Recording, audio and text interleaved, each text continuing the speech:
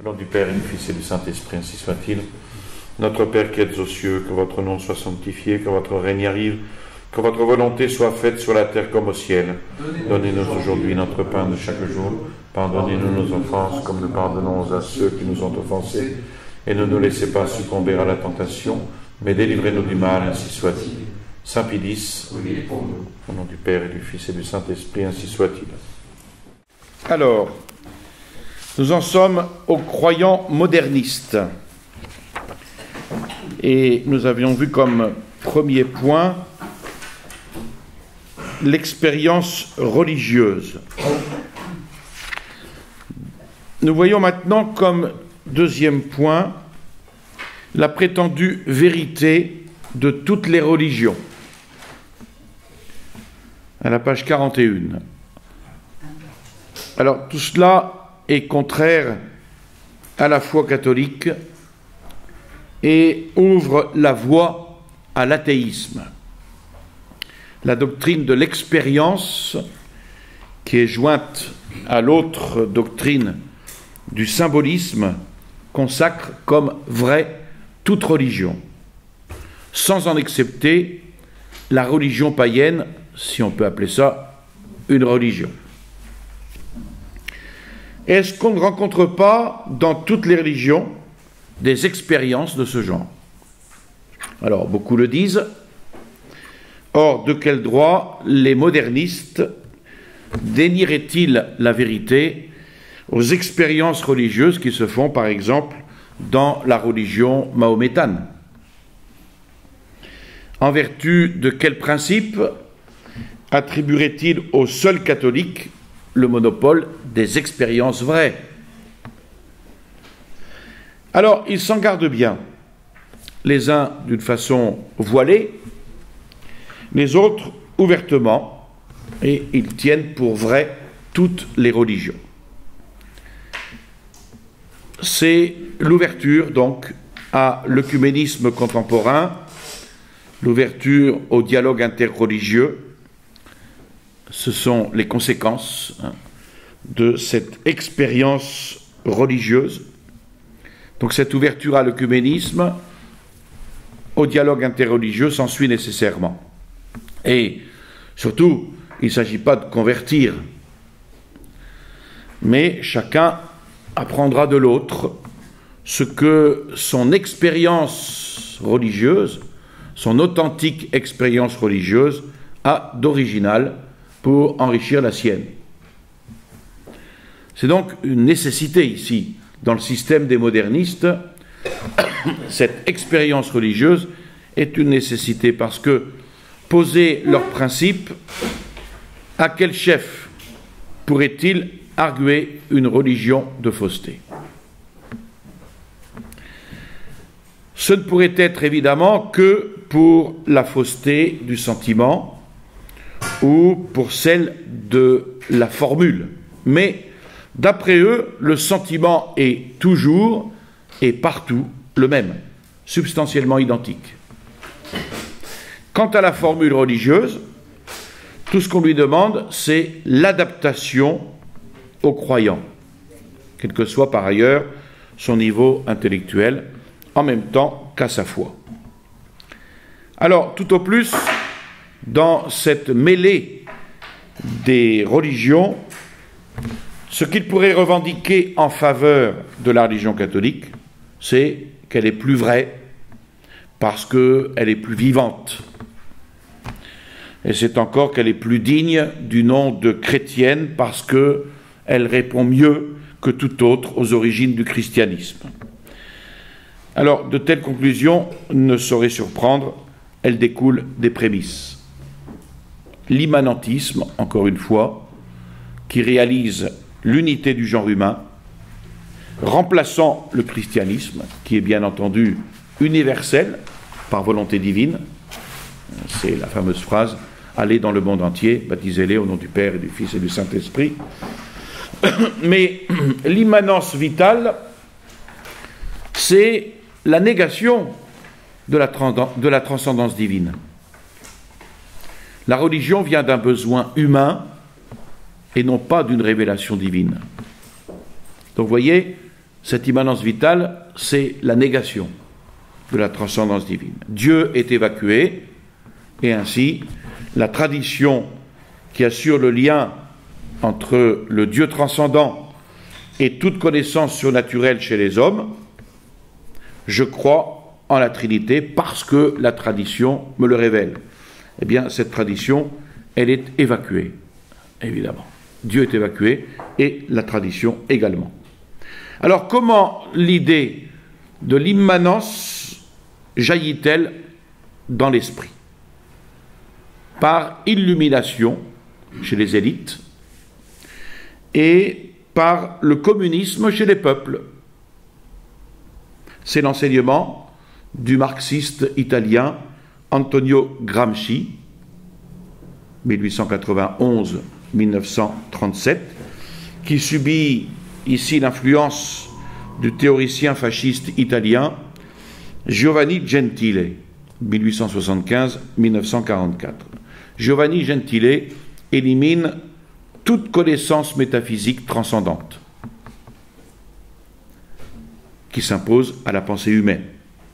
Et il l'élimine au profit d'un immanent savoir unique. Le théoricien communiste fait de même, et il remplace la lutte des classes entre croyants et athées par l'immersion de l'homme dans le monde sans plus aucune référence à Dieu. Il n'y a plus deux positions antinomiques en matière religieuse.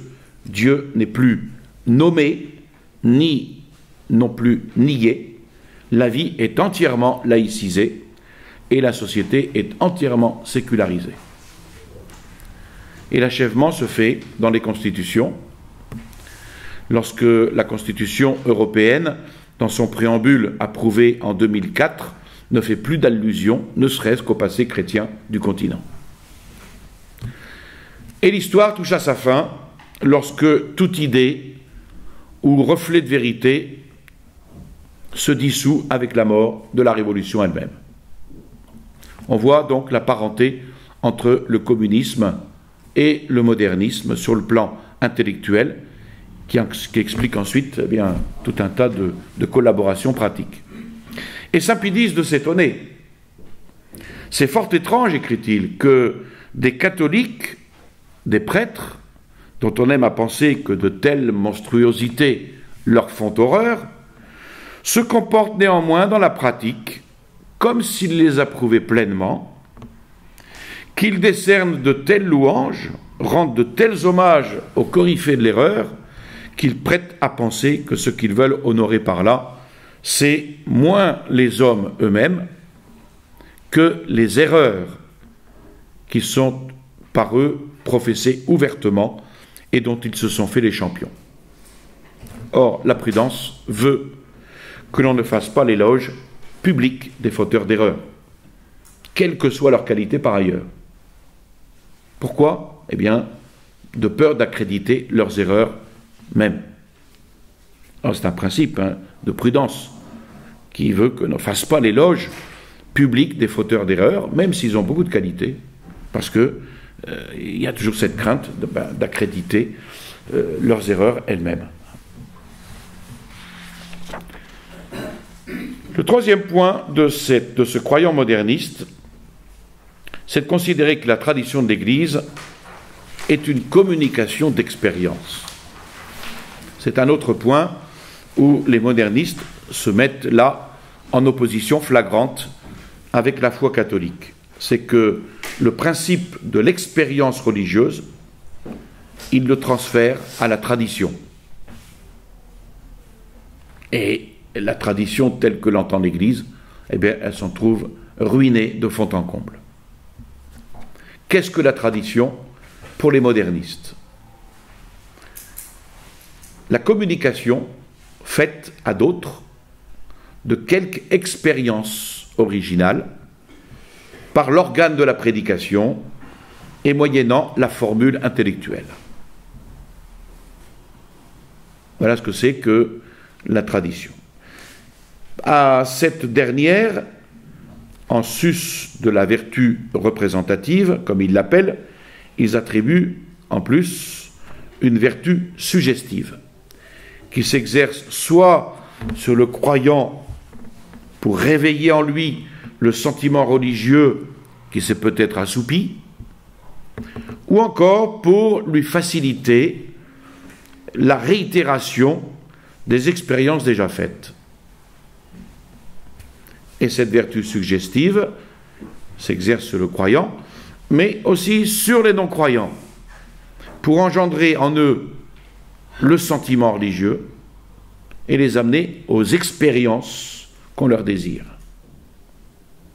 Et c'est ainsi que l'expérience religieuse va se propageant à travers les peuples, non seulement parmi les contemporains par la prédication proprement dite, mais encore de génération en génération par l'écrit ou par simple transmission orale.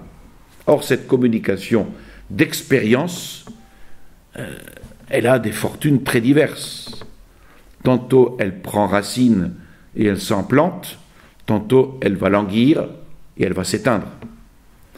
Et c'est à cette épreuve d'ailleurs que les modernistes, pour qui vie et vérité ne font qu'un, jugent de la vérité des religions. Si une religion vit, c'est qu'elle est vraie. Si elle n'était pas vraie, elle ne vivrait pas. D'où on conclut encore, toutes les religions existantes sont donc vraies. Ensuite, saint Pie X examine dans le croyant moderniste, en 4e point, les rapports de la science et de la foi.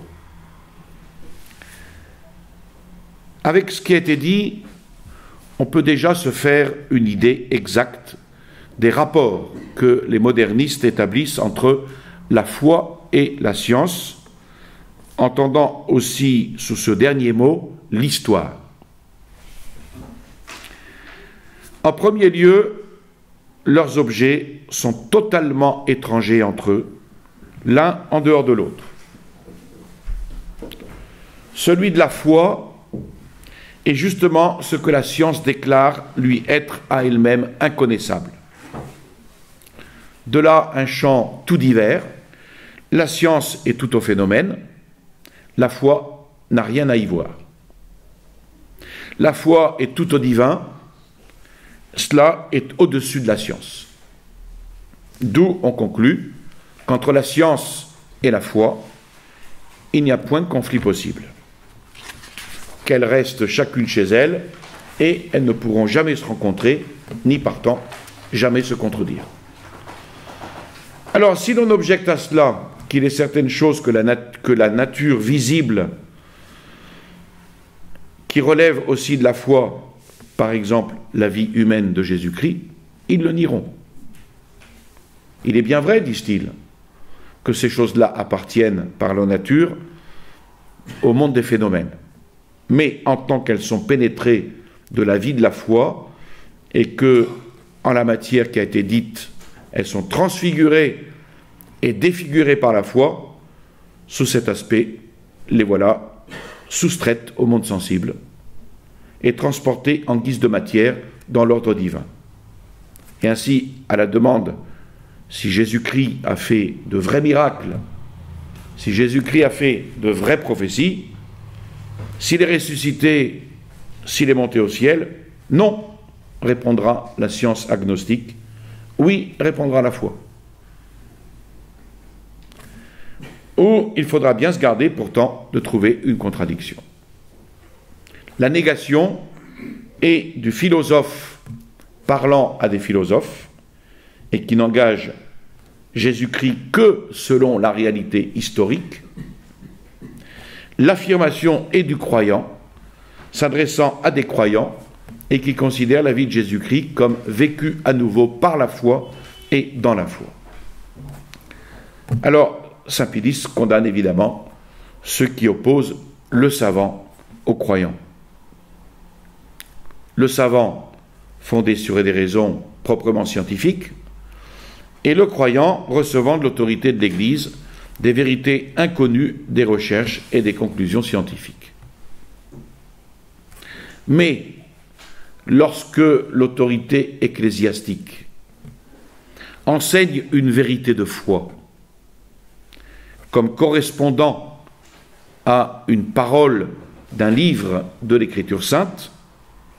Exemple, voici que la Vierge enfantera, qui annonce explicitement que Marie resta vierge dans la conception et l'enfantement de Jésus. Eh bien, cette autorité se fonde sur la lumière du Saint-Esprit et aussi sur la certitude raisonnable que le témoin qui prononce cette parole, le prophète Isaïe, est fiable.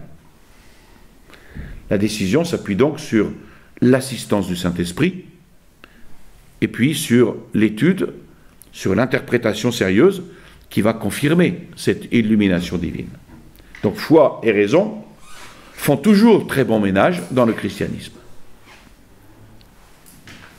On se tromperait très fort si l'on s'imaginait qu'entre la science et la foi, il n'existe de subordination d'aucune sorte.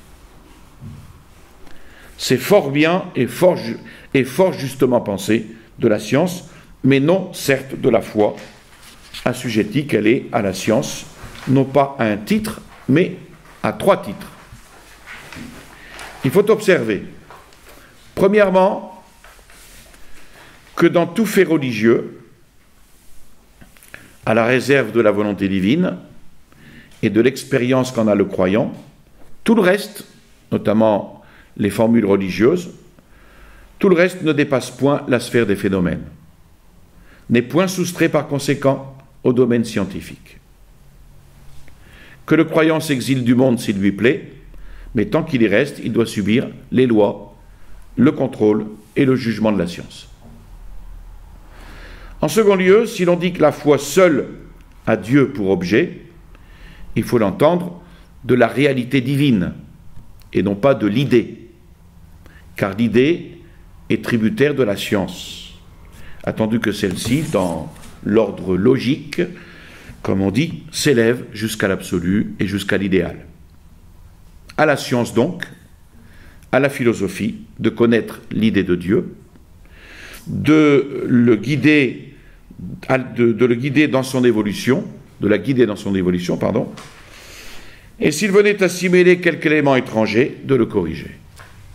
D'où cette maxime des modernistes, que l'évolution religieuse doit se coordonner à l'évolution intellectuelle et morale, ou pour mieux dire, selon le mot d'un de leurs maîtres, s'y subordonner. Enfin, l'homme ne souffre pas en soi de dualisme. Aussi, le croyant est-il stimulé par un besoin intime de synthèse, à tellement harmoniser entre elles la science et la foi que celles-ci ne contredisent jamais la conception générale que celle-là se fait de l'univers.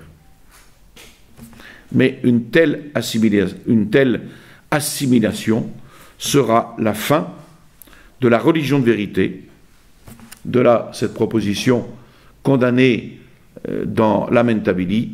Le catholicisme d'aujourd'hui ne peut se concilier avec la vraie science, à moins de se transformer en un certain christianisme non dogmatique, c'est-à-dire en un protestantisme libéral et large. Ainsi donc, vis-à-vis de la foi, liberté totale. Au contraire, et nonobstant qu'on les ait donnés pour étrangères l'une à l'autre, à la science, asservissement de la foi. Et cet asservissement est bien entendu pour le bien de l'Église, comme Lamentabili condamne la proposition suivante: l'Église se montre incapable de défendre efficacement la morale évangélique parce qu'elle se tient obstinément attachée à des doctrines immuables qui ne peuvent se concilier avec les progrès actuels. Avec ça, on justifie toutes les déviations morales.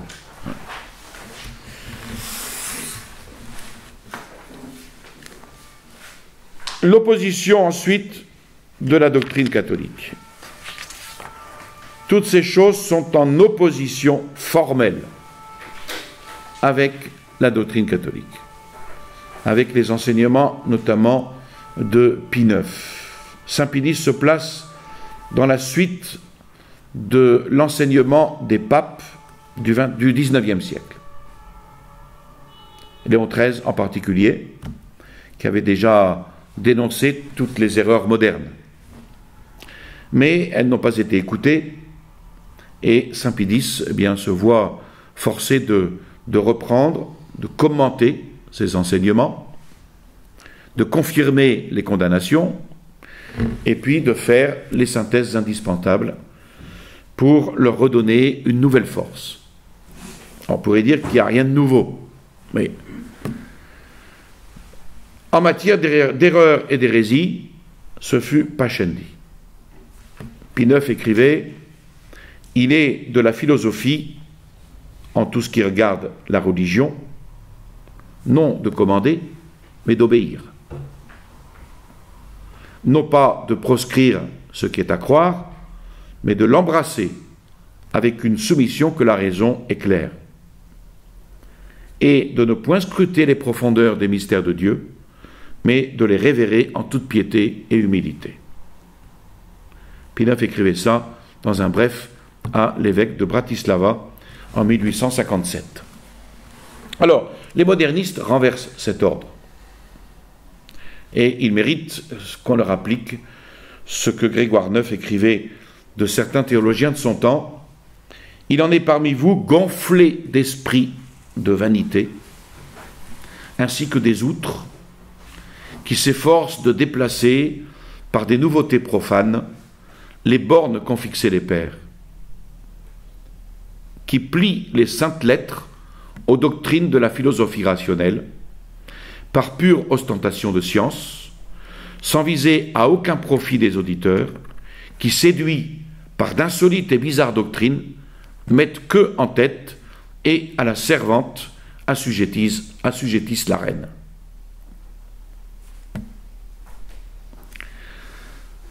Ensuite,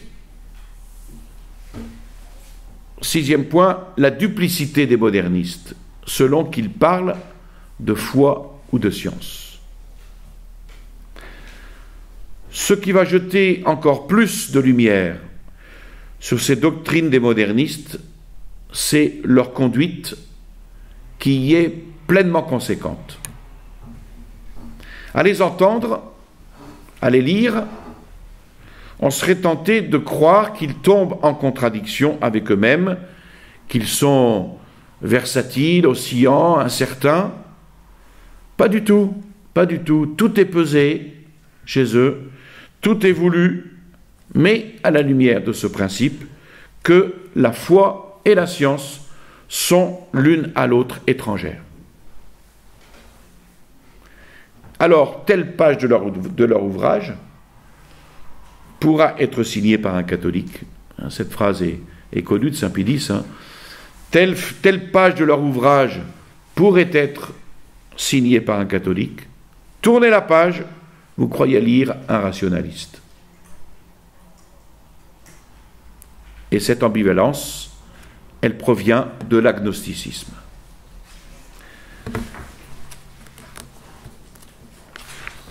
Ce que commente Monseigneur Williamson, si chez ces hommes d'Église, une tête est détachée de la réalité, mais de façon sélective, alors elle peut très bien dire 2 et 2 font 4. Le problème n'est pas là. Le problème, c'est qu'en même temps, il croit que 2 et 2 peuvent faire 5.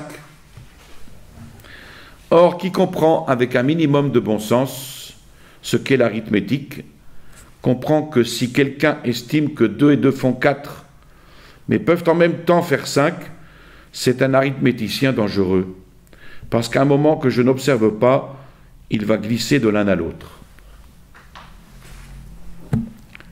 Les modernistes écrivent-ils histoire, nulle mention de la divinité de Jésus-Christ. Les modernistes montent-ils dans la chair sacrée? Ils le proclament honnêtement. Ils la proclament hautement, cette divinité de Jésus-Christ. Voyez cette ambivalence. Historiens, ils dédaignent les pères des conciles. Catéchistes, ils les citent avec honneur. Et si vous y prenez garde, il y a pour eux 2 exégèses qui sont fort distinctes. l'exégèse étant l'étude de l'Écriture sainte, l'exégèse théologique et pastorale, et l'exégèse scientifique et historique. Eh bien, de même, en vertu de ce principe, que la science ne relève à aucun titre de la foi, s'ils dissertent de philosophie, d'histoire, de critique, ils affichent en 1000 manières, n'ayant pas horreur de marcher en cela sur les traces de Luther, ils affichent en 1000 manières leur mépris des enseignements catholiques, des saints-pères, des conciles œcuméniques, du magistère ecclésiastique. Alors, réprimandés sur ce point, ils jettent les hauts cris, se plaignant amèrement qu'on viole leur liberté. Enfin, vu que la foi est subordonnée à la science, pour les modernistes, ils reprennent l'Église ouvertement et en toute rencontre de ce qu'elle s'obstine à ne point assujettir, à ne point accommoder les dogmes aux opinions des philosophes. Et quant à eux, eh bien, après avoir fait table rase de l'antique théologie, ils s'efforcent d'en introduire une autre, complaisante celle-ci aux divagations de ces mêmes philosophes. Et le tour est joué. Et c'est comme ça qu'on a trompé nombre et nombre de catholiques. Et qu'on les trompe toujours.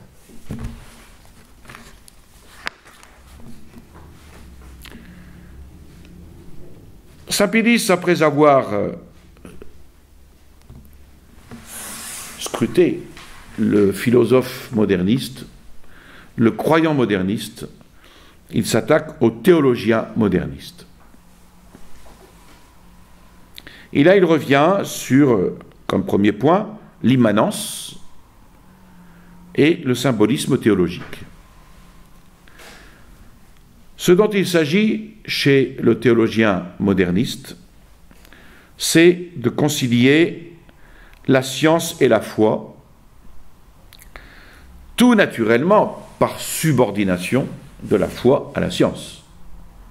Ça, il n'en démordra pas. Et la méthode du moderniste théologien est tout entière à prendre les principes du philosophe, à les adapter aux croyants, c'est-à-dire les principes de l'immanence et du symbolisme. Le procédé est fort simple, dit-il. Le philosophe disait « Le principe de la foi est immanent ». Le croyant ajoutait « Ce principe est Dieu ». Le théologien conclut « Dieu est donc immanent dans l'homme ». Et ça, c'est très bien vu. Le philosophe disait « Le principe de la foi est immanent ». Le croyant ajoute « Le principe, c'est Dieu ». Le théologien conclut « Dieu est donc immanent dans l'homme ». Et c'est ça qu'on appelle l'immanence théologique. De même, le philosophe disait « Les représentations de l'objet de la foi sont de purs symboles ». Le croyant ajoutait « L'objet de la foi est Dieu en soi ». Le théologien conclut « Les représentations de la réalité divine sont donc purement symboliques ». Évidemment, ici, ce sont des erreurs pernicieuses, spécialement dans leurs conséquences. Alors, il analyse, comme deuxième point, une conséquence de cela, c'est-à-dire aucune adhésion à une formule dogmatique précise. C'est la conséquence logique. Pour commencer par le symbolisme, comme les symboles sont tout ensemble et symboles au regard de l'esprit et instruments au regard du sujet, eh bien, il en découle deux conséquences. La première, c'est que le croyant ne doit point précisément adhérer à la formule en tant que formule, mais en user purement pour atteindre à la vérité absolue. que la formule voile et qu'elle dévoile en même temps et qu'elle fait effort pour exprimer sans y parvenir jamais. Et puis la seconde, c'est que le croyant doit employer ces formules dans la mesure où elles peuvent lui servir, car c'est pour seconder sa foi et non pas pour l'entraver qu'elles lui sont données, sous réserve toujours du respect social qui leur est dû, pour autant que le magistère public les aura jugées aptes à traduire la conscience commune et jusqu'à ce qu'il ait réformé ce jugement. Alors, pour ce qui est de l'immanence, il est assez malaisé de savoir sur ce point la vraie pensée des modernistes, tant leurs opinions y sont divergentes. Et ce n'est pas sans raison. On brouille les pistes plus facilement. Les uns l'entendent en ce sens que Dieu est plus présent à l'homme que l'homme n'est présent à lui-même, ce qui sainement compris est irréprochable. D'autres veulent que l'action de Dieu ne fasse qu'un avec l'action de la nature, la cause première pénétrant la cause seconde, ce qui est en réalité la ruine totale de l'ordre surnaturel. Et puis d'autres, enfin, expliquent tellement la chose qu'ils se font soupçonner d'interprétation panthéiste, et ceux-ci sont d'accord avec eux-mêmes et sont vraiment logiques. Ensuite, la permanence divine, les sacrements en germe dans la conscience.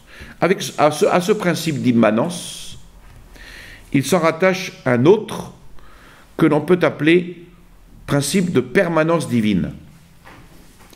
Alors, il diffère du premier à peu près comme l'expérience transmise par tradition de la simple expérience individuelle. Un exemple peut éclairer la chose et il sera tiré de l'Église et des sacrements. Il ne faut pas s'imaginer, disent-ils, que les sacrements et l'Église aient été immédiatement institués par Jésus-Christ. Cela, disent cela est en contradiction avec l'agnosticisme, qui, en Jésus-Christ, ne voit autre chose qu'un homme dont la conscience, à l'instar de toute conscience humaine, est allée se formant peu à peu. Elle est allée se formant peu à peu avec la loi d'immanence, qui répudie les applications faites du dehors, comme ils disent, avec la loi d'évolution qui demande du temps pour le développement des germes, ainsi qu'une série changeante de circonstances, et avec l'histoire, enfin, qui constate que les choses se sont passées, effectivement, selon les exigences de ces lois. Ce qui n'empêche point, et il faut l'affirmer, que l'Église et les sacrements aient été institués médiatement par Jésus-Christ. De quelle manière?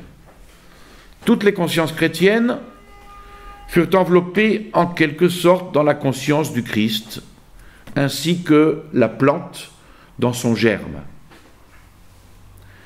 Et de même que les rejetons vivent de la vie du germe, ainsi faut-il dire que tous les chrétiens vivent de la vie de Jésus-Christ. Or, la vie de Jésus-Christ est divine, selon la foi.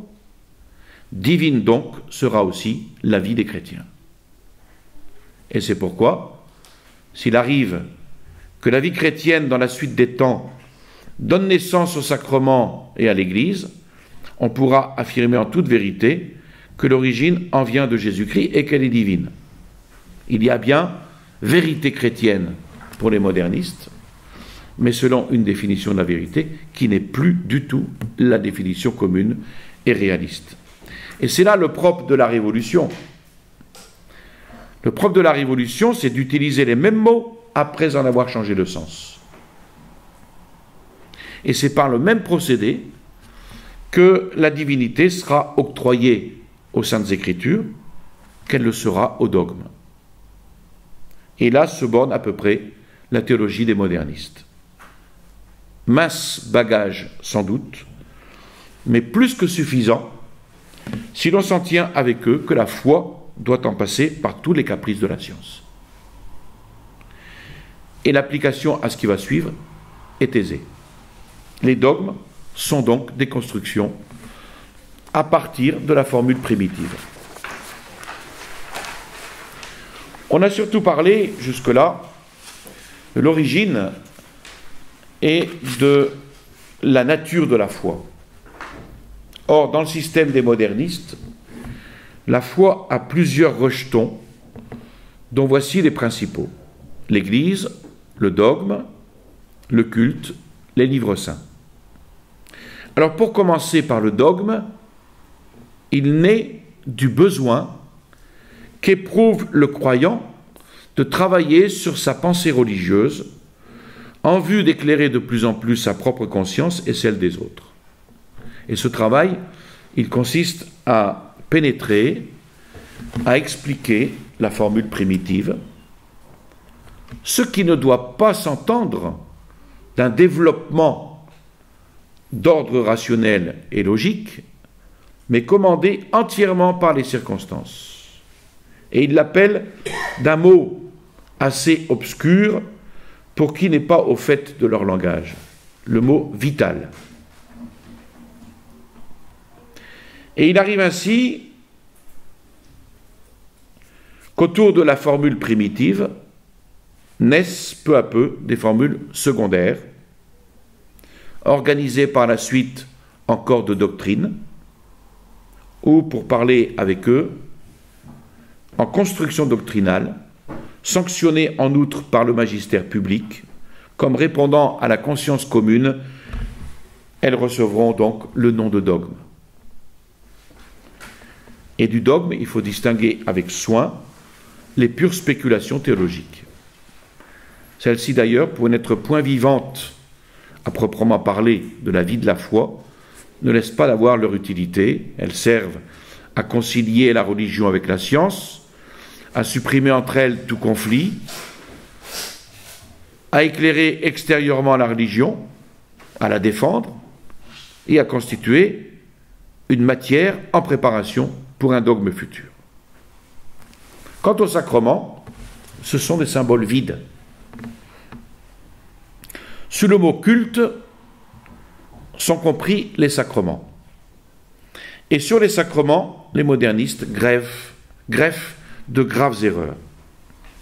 Le culte naît d'une double nécessité, d'un double besoin, car la nécessité et le besoin, tel est dans leur système la grande et universelle explication.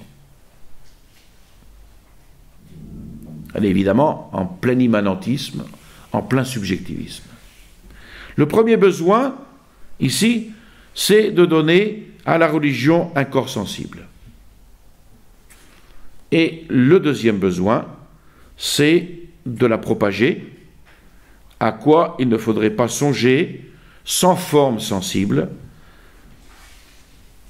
ni sans les actes sanctifiants que l'on appelle les sacrements.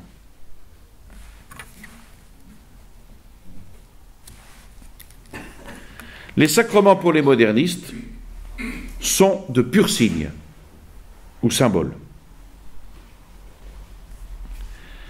bien que doués d'efficacité. Et il les compare à certaines paroles dont on dit vulgairement qu'elles ont fait fortune, parce qu'elles ont la vertu de faire rayonner des idées fortes et des idées pénétrantes qui impressionnent et qui remuent. Comme ces paroles sont à ces idées, de même les sacrements aux sentiments religieux. Rien de plus. Alors autant dire en vérité et plus clairement que les sacrements n'ont été institués que pour nourrir la foi, et c'est une proposition qui a été condamnée par le Concile de Trente. Ensuite, les livres saints sont des recueils d'expériences.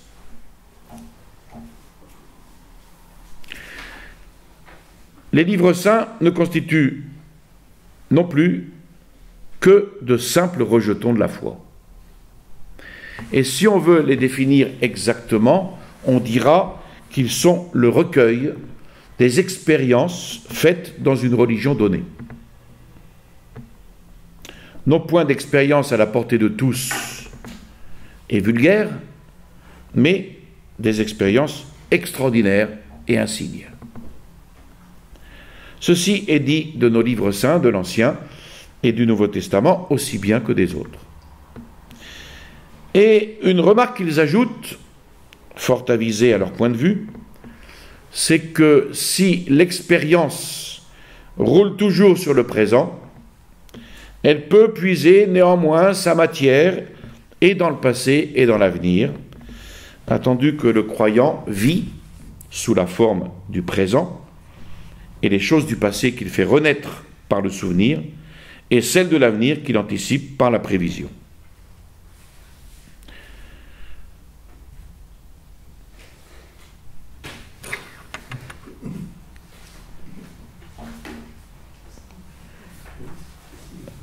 De là, parmi les livres saints, je pourrais pas vous... Je vous donnerai le... Ça a été coupé dans mon texte.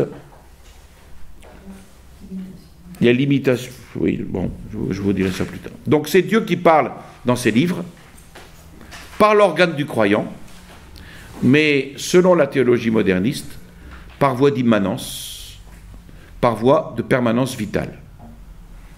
Et quant à l'inspiration scripturaire, ils répondent qu'elle ne diffère pas, si ce n'est par l'intensité, de ce besoin qu'éprouve tout croyant de communiquer sa foi par l'écrit ou par la parole.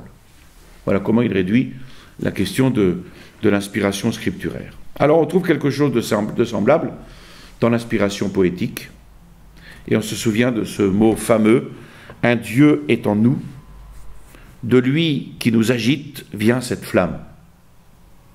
Et c'est ainsi que Dieu, dans leur doctrine, est le principe de l'inspiration des livres saints. Cette inspiration, ajoute-t-il, rien dans ces mêmes livres qui lui échappe. En quoi vous les croiriez plus orthodoxes, dit saint Pédis, que certains autres de ce temps, qui la rétrécissent quelque peu en lui dérobant par exemple ce qu'ils appellent les citations tacites. Jonglerie de mots et apparence pure. Si on commence par déclarer, selon les principes de l'agnosticisme, que la Bible est un ouvrage humain écrit par des hommes et pour des hommes, sauf à les dire théologiquement divin par immanence, le moyen de rétrécir l'inspiration, universelle, l'inspiration, oui au sens moderniste, nulle au sens catholique. Nous verrons la prochaine fois, après les sacrements, les livres saints, l'Église qui sera une émanation de la conscience également.